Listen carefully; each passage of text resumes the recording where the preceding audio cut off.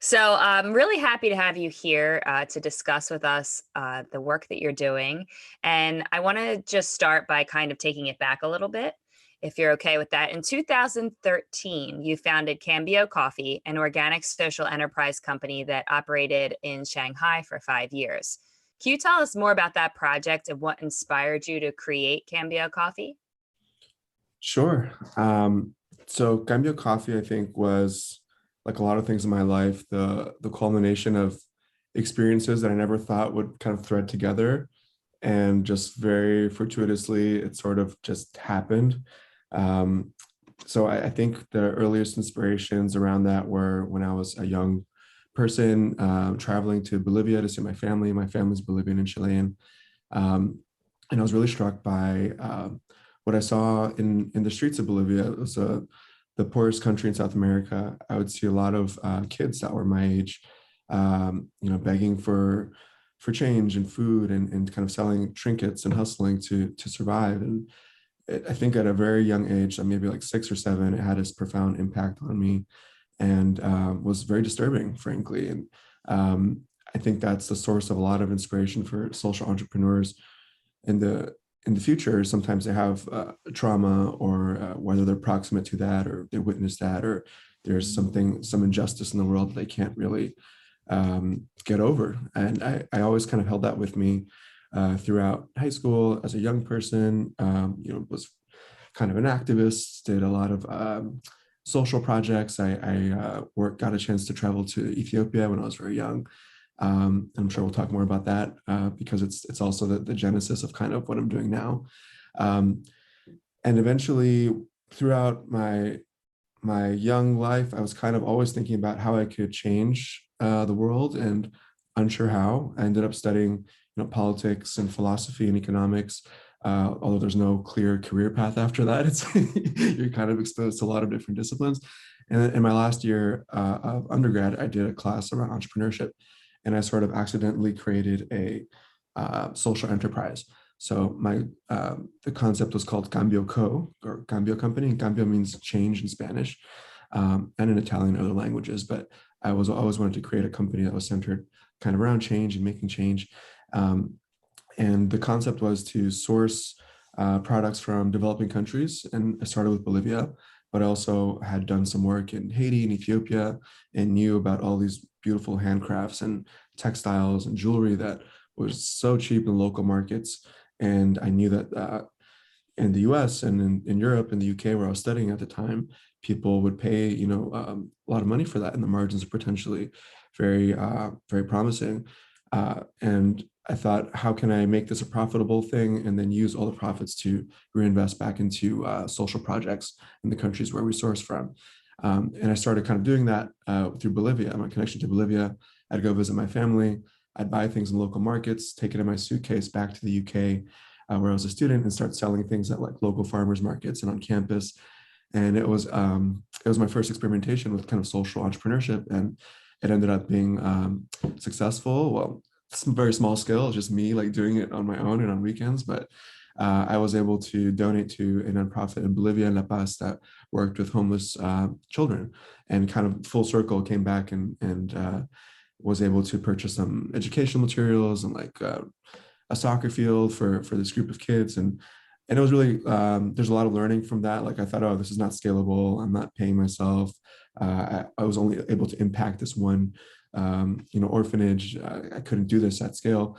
So a lot of lessons that I learned there. But I was always thinking throughout business school later, how can I create a social enterprise, or engage more in social entrepreneurship, and really started to learn much more about it. I think I was kind of different from my peers who all wanted to go into investment banking and make lots of money. And I was always kind of the hippie business student that was trying to like incorporate some kind of give back model or something sociable. Um, and then when I was doing my business school, I wrote my thesis around coffee production in Bolivia.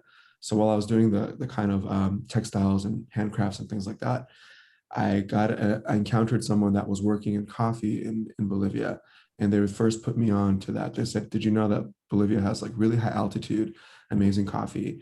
And they were working for USAID, and they're actually working on a project, a local development project, to get farmers to shift away from coca production to coffee production, which is more sustainable and better for the environment, but also guaranteed a greater level of income for the farmers. So it was an interesting thought. I said, I didn't know about Bolivian coffee, because you'll find that in many countries that produce the best coffee, a lot of the local people drink Nescafe, like instant coffee, and they export all the good coffee. So all the coffee culture is not really in those countries, it's more like in the consumer countries. So I was never really exposed as a young person to coffee through my Bolivian or Chilean family that deeply. But I realized there was an opportunity there. And eventually throughout my studies, I was kind of always doing more research about coffee and how I might develop a coffee company that has some kind of social enterprise foundation. And I wrote my thesis about social entrepreneurship in Bolivia. And I looked at different industries. I looked at the mining industry, textile industry, and the coffee industry. And that's when I was able to interview a lot of coffee producers and cooperatives and exporters. And I realized, and I got to visit coffee farms in Bolivia for the first time, as a student. And I realized what a phenomenal product that we have, and that it was a very small market. Like all the different coffee producers kind of knew each other in terms of volume, but it's also very high altitude, because Bolivia is a very mountainous country, and coffee that is at higher altitudes has special qualities, and specialty coffee especially. So that was the kind of background. And then my last bit of study that I did was this program that took me to China for the first time. It was an entrepreneurship program in France, China, and Boston. And that was in 2010. My first exposure to China with a group of entrepreneurial students that were all trying to figure out how to bridge international markets, how to start some kind of company, to either individually or together, forming teams. And being in China at that time in 2010 in Hangzhou, a city to the south of Shanghai, was completely mind-blowing. That it was after the expo in China, after the Olympics, and there was just so much new development and such an influx of new businesses and foreigners and new ideas and technologies, and the free market economy that kind of was taking hold for the past 30, 40 years in China was booming. So it was a really, really interesting time and place. And I felt like, wow, I'm exposed to this new market, this emerging market opportunity. And it took me a little while, took me some thinking, but eventually the dots connected. I said, what if I created the coffee company that I wanted to source from Latin America, that I've been thinking of, and bring it to China, which at the time was just starting to explode as what we call it second wave coffee, kind of the Starbucks era of coffee. Starbucks was everywhere. All of my friends that were working in Shanghai said, you got to do coffee in Shanghai. Like, we love Starbucks. We go outside of work and hang out there. And it was really kind of a cool status oriented thing. And people were paying a lot of money for coffee. And then when I started to talk to my Chinese friends and potential investors, that idea seemed way more interesting than starting another specialty coffee company in the States, where it was kind of already an established, mature market for specialty, organic, social enterprise coffee. There were some companies here doing that sort of thing, but in Shanghai, it was totally novel. And that was kind of my little bit of innovation. Like, how can, it's hard to innovate deeply in coffees. It's kind of like an old school, like import, export, you sell it, you drink it kind of product. But I always encourage people to think about how they might take something from one market and transport it to another, and how they might be a first mover in a different kind of way. So that was kind of my play, and eventually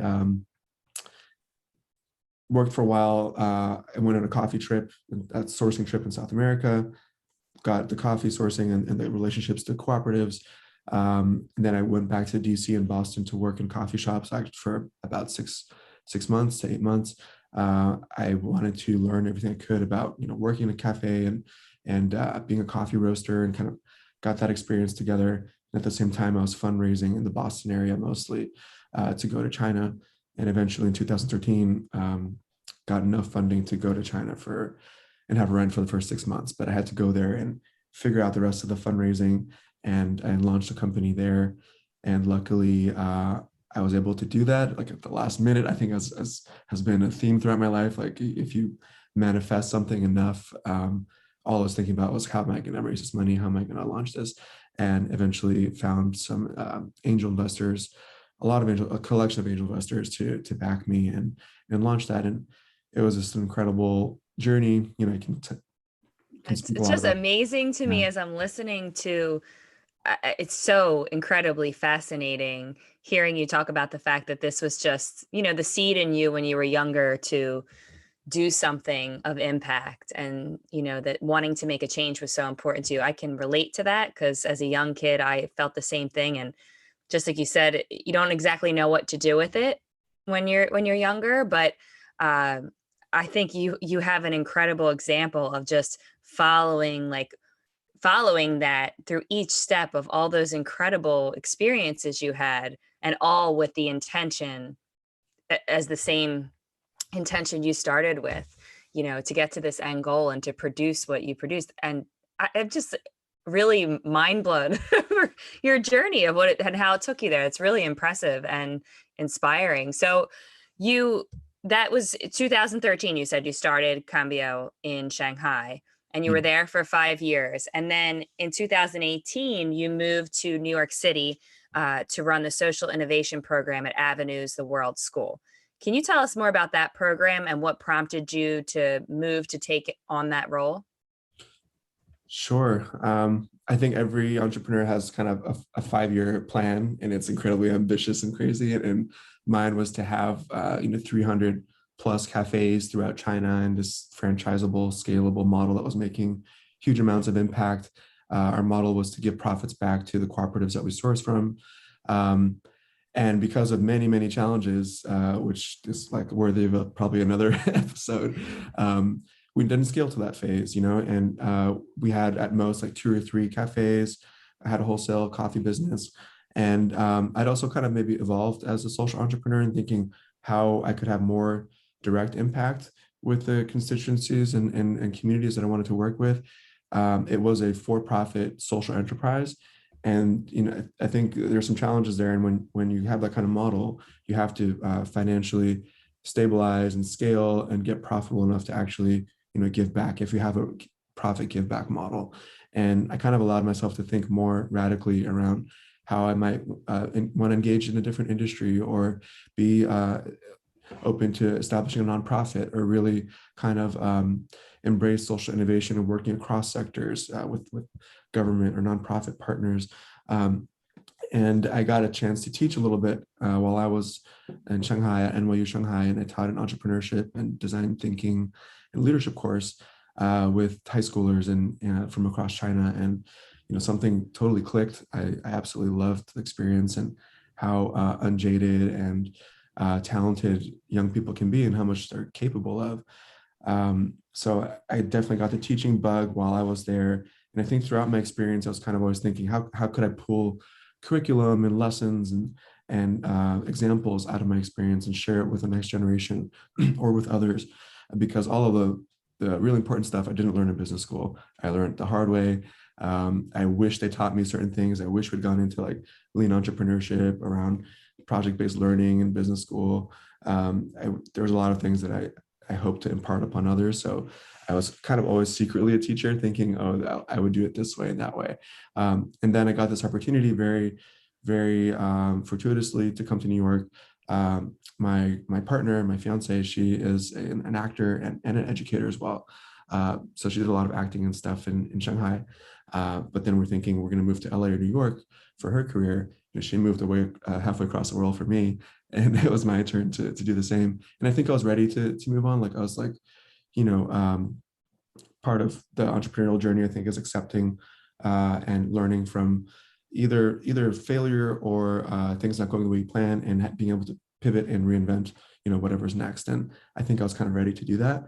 And she was looking up jobs in schools for herself because she was a great educator, and she found this program, very luckily at Avenues, because a friend of ours had moved there to work there, and it was called the Social Innovation Program to lead that program. And I remember her saying like, "Hey, I found this thing at the school, and it's actually perfect for you." And I was like, "What?" And this program combined social entrepreneurship, design thinking, and community-based projects, which are all things I'm super passionate about and had practiced in, but never as an educator. I taught a little bit about entrepreneurship at NYU Shanghai, but I've never been a full-time teacher. So very much a practitioner stepping into the educator's role. So I ended up applying to that and really getting on super well with my predecessor, Ivan, who was moving on from that role. And he kind of started the program off, but we really connected. It was, super natural fit. And kind of within a month, I was on my way to New York to lead this program. That was almost 3 years ago. And yeah, very, very grateful to the experience. Really cut my teeth as an educator, and in New York City kind of built this network around social innovation, and got to work so much with young people and help them develop their projects, which has been the most rewarding part. That's amazing. It's really cool that you were able to take all that knowledge that you had acquired along the way and that you can now pay that forward, because I know also from personal experience working in the nonprofit world that there is so much that you learn just by the grit of doing it, and you're driven by your passion, which allows you to accomplish a lot. But there's so many things that, yeah, just aren't necessarily taught. It's like, life has to teach you those skills, but you're able to take all that life taught you and now give it to these students in a way that they probably wouldn't have access to otherwise, which is incredible. And that now recently led you to launch Cambio Labs, a nonprofit venture that creates educational apps and programs that transform students into social entrepreneurs, designers for impact, and community activists. Can you tell us more about this exciting new venture and what your ultimate goals are for the organization? Yes, for sure. I'm super excited, and I've recently transitioned into doing that full time, and have to pay a debt of gratitude to definitely my experience at Avenues, and really helped me pilot some of these ideas and programs around social entrepreneurship and design thinking and community projects. But I guess my ultimate goal is to scale this and share it with as many students as possible. I think our US education system, particularly all over the world, there's educational injustice, but in the US, there's such a sharp divide between private and public. So much of a young person's trajectory and the potential earnings and learnings that they have throughout life is determined by their zip code and their income and their race. And it's a travesty that our public school budgets are determined by our property tax brackets in this country. So ultimately, that's the much, much bigger fight that I want to advocate for educational justice and for access to quality transformative education for all young people, regardless of where they're from and their race and their income level. So I'm establishing it as a nonprofit. So the goal will be to really any kind of surplus budget, any kind of money that we can make from selling our programming, we're going to reinvest into free programming for Title I schools. So these are schools that have a high percentage of kids from low income backgrounds. So in our country, we have schools that are incredibly under-resourced, and studies show that the quality of facilities and teachers and programming that they receive are much, much lower compared to their private schools or high income district peers. I really want to empower young people that especially come from low income backgrounds, communities of color that traditionally historically have not had access to better schools, that have not had access to entrepreneurship, to innovation, this whole ecosystem around tech and STEM and banking and investment and design. It's predominantly white, and it's predominantly people that have had the privileges of having a private school background or a quality public school background. So part of my ultimate mission is to really put those kids on and give everyone a chance to have those kind of transformative journeys that I had the privilege to have as well.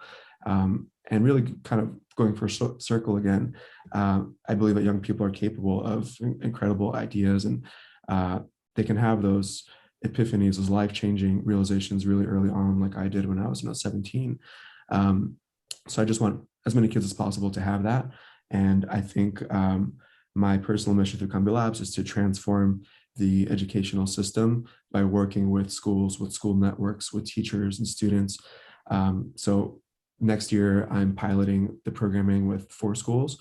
but my goal is really to prove that it's successful, prove that it can have a positive impact on students, that we can decrease dropout rates, that we can help young people get internships and job opportunities, that we can help them have these experiences and develop the skills that's going to give them lifelong earning potential. And then eventually I do want to work with school districts and work with educational policymakers, and maybe work with universities that are training the teachers so that they can bring some of the curriculum into their schools to transform kind of our public school system, systemically, radically. Ultimately, I do want to make a huge reform and change to the education system. Yeah, so that's big picture. I can get more granular about like the programming. That's amazing. I mean, that's just an incredible goal and mission that you have. And I think you are the perfect example of the young kid who can do incredible things. It's amazing to see what you've developed up to this point. And now, I really commend where you're trying to take this, because you're right. There's just such uh, a huge imbalance in our country, especially in terms of education and opportunity. And so a program like this is very much so needed. And I want you to tell us about your BOSS program that you say is not just a high school course, rather it's an incubator for student-run social startups. Can you tell us more about that program and how that will work? Yeah, definitely. So BOSS stands for Build Your Own Social Startup. And it really is pulling together all of my personal experiences as an entrepreneur, all the curriculum that I've been building for the past 3 years, and probably more time than that, into subconsciously pulling lessons and units together. And it really is kind of an accelerator for young people. And I've been able to pilot this at Avenues and with some other students as well, enabling them to have an orientation towards community. So thinking about what kind of social environmental issues they want to solve. We sometimes use frameworks like ESGs or Sustainable Development Goals by the UN, or just encouraging young people to think about their local communities and issues that they're proximate to, issues that they want to solve. But it does have a social environmental orientation. And once they identify a problem that they want to solve, a social problem, the program takes them on a journey through launching their own company, through creating a business model, through creating a team, and really piloting their startup within the space of a year. And I've successfully done this, even short amounts of time, but definitely within a year. A student can identify a problem, create a business model, form a team, and actually prototype something in the real world that can be tested with real communities and real customers. This can be a website or developing some kind of app or a piece of hardware, but I also encourage my students to also think really low tech. You can have prototypes that are totally no code required, right? It's just an interface that looks like it's a full on coded app. It can be cardboard and duct tape. It can be interviews with people on the street, right? There's so many different ways that young people can validate their ideas. And the BOSS program really kind of is a module by module, step by step programming where they kind of go through that journey. And by the end of it, they have a proof of concept. They have an idea that has been fleshed out. They have a prototype. They have an investor ready deck. They know how to talk about marketing and competition and what differentiates their products. And they're ready to speak to potential investors. So that's kind of the curricular side. But what I want to do to complement that is to really help teachers as well become teachers of social innovation. And I have trainings and modules and prompts, set up for teachers. And it's been a real pleasure of mine to be able to coach teachers in the past few years around how they might bring design thinking or social entrepreneurship, into their classes. And it's been really successful. And I think a lot of teachers are hungry for that kind of work. And really, as long as they're dedicated to coaching and developing young people, I think we can develop the tools to really help them, give them the curriculum, the prompts, everything they need to successfully kind of run the course. So we're trying to package this for a school that has a willing teacher to run the course and a cohort of kids. And our model will be to sell the program to private schools or independent schools or public schools that have the budgets to pay for it. And for every paid course, we're going to sponsor a free course at a Title I school that has more students from low income backgrounds. So that's kind of the buy one, give one model. And there are two other features I think that kind of differentiate this from other maybe social entrepreneurship programs that exist at other schools or with other organizations.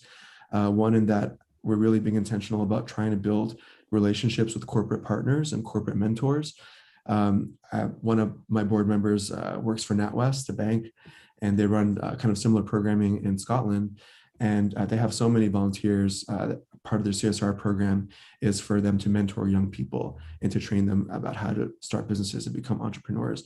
And there are other exemplars at kind of Google and Facebook and other programs that have successfully brought in corporate mentors that can coach the kids. So that's something I really want to do, and especially for more of the underrepresented low-income students, to allow them to have those kind of early insights into those industries, to have internship opportunities, and to eventually, hopefully, create a pipeline for employment for those students into those companies where they're historically underrepresented.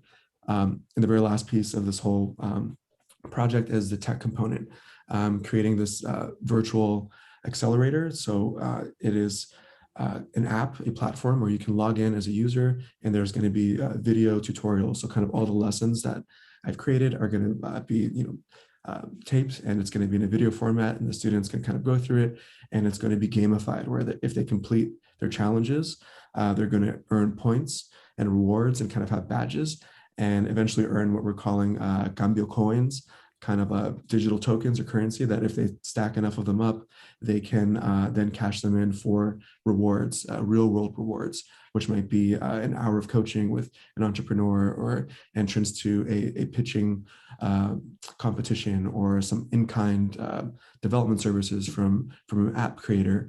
All the things that I think entrepreneurs, early stage entrepreneurs would need, the students would be able to win those as rewards as they progress through this virtual program. It's incredible. It's so well thought out, everything that you're offering here. And I think that this is clearly a great program for any student, but it's really most powerful to know that you're not just trying to reach the kids in the public, private sector, that really the goal is to share the program with them as well. But then for that to set you up to be able to give it to the schools in these lower income areas that would never have access to a program like this. I think that's incredible. So, you work to offer these programs to the students, like we said, that are in the greatest need of this type of access and support. What is your vision for how the program would most impact students like that? Students on the whole, but also maybe more in particular, the students who would never normally have access to something like this.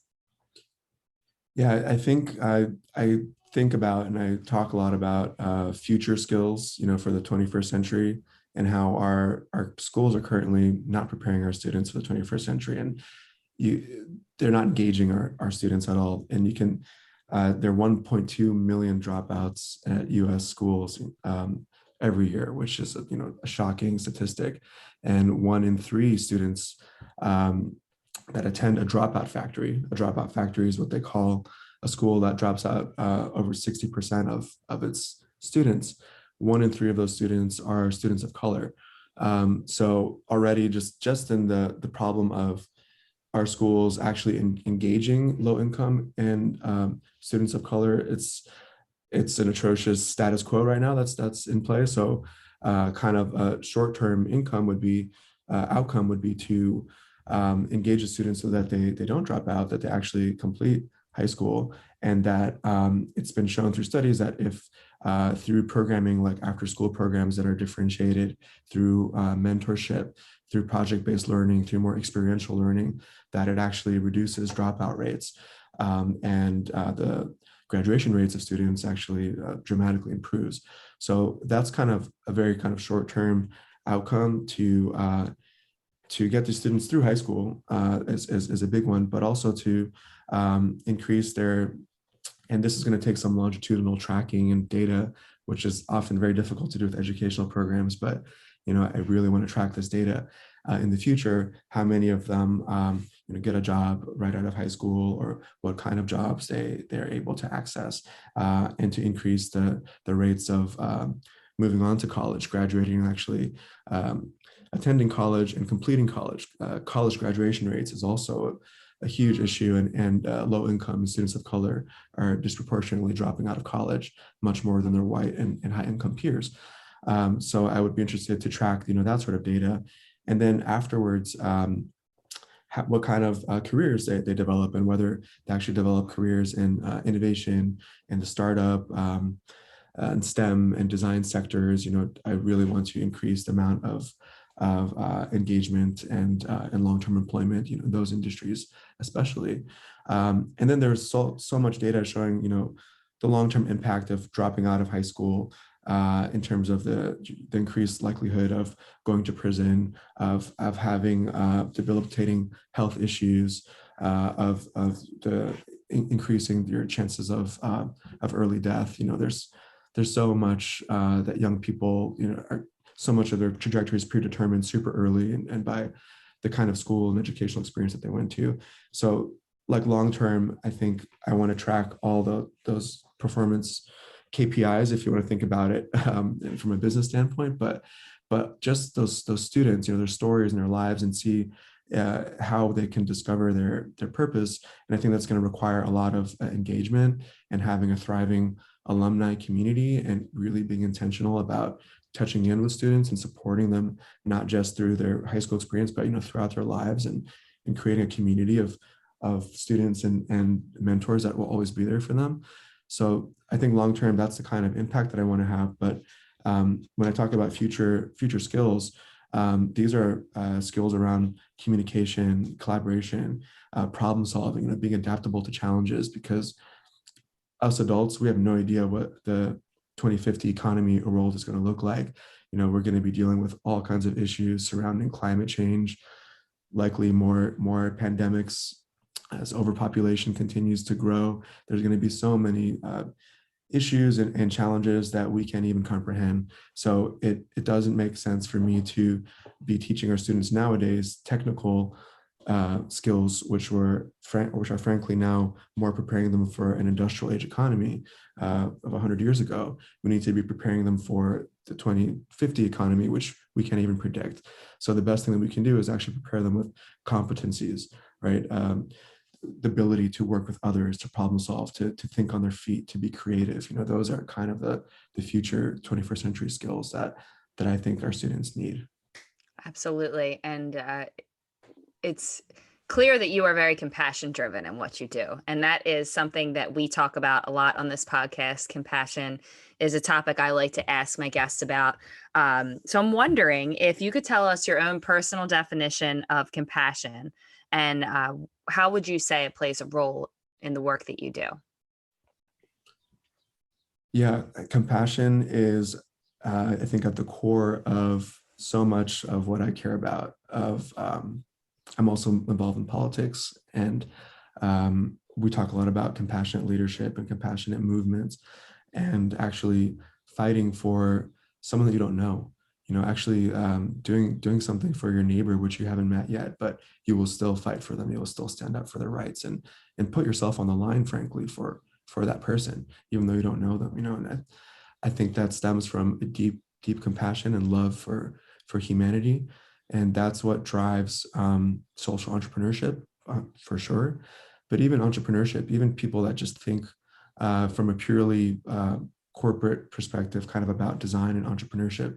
So much of the conversation is about how you relate to other people and how you empathize with them, right? But before you can empathize with someone and understand their problems that you want to solve, you have to first kind of like at a base level have some degree of compassion to see that person as a fellow human and think like, wow, like what you're going through must be hard. Or if before you can even put yourself in their shoes and try to solve for them or innovate for them or with them, there's a basic recognition of a fellow human and a person that thinks like you, breathes and bleeds like you, and you just really feel their pain. And so much around entrepreneurship and design is like about solving pain for others. about empathizing with others. So if you really want to be a great entrepreneur and a great designer, you have to be compassionate. You have to be empathetic to others. And if you want to be a change maker or make a political, social impact or systemic impact, I definitely believe you have to be very, very compassionate with everyone that you meet. And I do feel that. I feel like I'm a bit of an empath, and in some ways that I really love connecting with others, especially, in a one-on-one situation with, if it's a student or someone on the street that I'm canvassing and learning about their life story. Everything that I hear kind of informs and validates what I'm trying to do, and that definitely is an approach I would encourage for others to even sometimes, like when you're in the subway system, everyone's in their own worlds, doing their own thing. Sometimes you just look around and think, oh, wow, like I wonder what they're going through right now. What's their story, or what's their internal world looking like right now. And just to go through exercise sometimes, super helpful, just to ground me personally and allow me to recognize the humanity in everyone. It's powerful. And like I said, I think it's very clear that you are compassion driven, and that you have been from a very young age. And that has clearly helped you carve out the path that you've taken to this point. And I think it's also really powerful to see it woven through the work that you're doing and the impact that you're trying to make with these young people, and that you're planting that seed in them as well, to understand that it really does have to kind of start from a place of compassion and empathy, whatever change you're trying to make. Like you said, like if you're working for social change, for environmental change, any sort of change, there has to be some level of compassion and empathy that drives you to make that impact. And so I commend you on everything that you're doing. And it was really wonderful to learn more about just your journey and all the great work that you're doing. So could you tell us where we can follow along, how we can best follow along, and also how can we best support your mission and your work? Thank you so much, Christy. This has been awesome. I love the show and the narratives that you're sharing of change makers. I think it's super important. And it ties into my personal mission as well of inspiring others to be social entrepreneurs and really creating a movement here. And there's so many different intersectional media pieces that need to come together for that to really happen. And this is part of that. So I commend and thank you. The best way to check out Cambio Labs is go to cambiolabs.org. That's CAMBIO labs, LABS.org. You can follow us on Instagram at Cambio Labs. And I will happily give out my personal email address too. It's Sebastian, Sebastian at cambiolabs.org. And I guess I'll also add about that we currently are looking for partnerships and people that want to be part of this movement, whether that's a school that's interested in piloting this programming with us and scaling that, whether you're a teacher or a student that thinks this is cool and want to present it to your administrators and say, hey, check out this program. We'd love to talk to you. We're fundraising as well. We're looking for mostly philanthropies and donors and people that are interested in financing this kind of programming. Corporate partners, as I mentioned, that's a huge piece of the puzzle. Companies that are interested in supporting young people and exposing underrepresented populations, to their companies, definitely would love to connect with you, and other media makers and change makers and people like you, Christy. It would be incredible to connect more and create this movement. Absolutely. And I will add in the show notes all the links that you just mentioned. And I will encourage everyone who's listening, if anything that you just mentioned in terms of whether you work for a corporation or you are a philanthropist or you are a teacher or you're an administrator, if this work speaks to you, I definitely encourage you to reach out and connect. So thank you so much for your time. I really appreciate it. Thank you. Appreciate you. Thanks. That was wonderful.